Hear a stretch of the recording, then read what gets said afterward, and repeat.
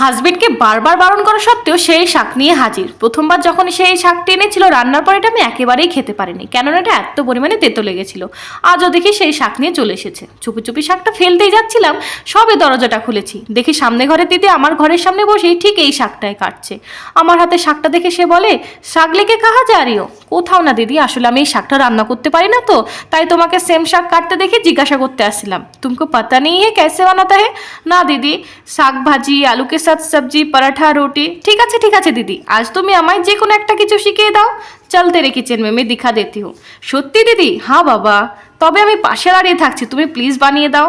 কিন্তু দিদি তেতো লাগবে না তো? নেই আর, বহুত টেস্টি বানেগা। দুপুরবেলায় খেতে বসে হাজবেন্ড তো শুধু শাক দিয়ে একতলা ভাত খেয়ে বলে, তোমার হাতে দেখি জাদু আছে।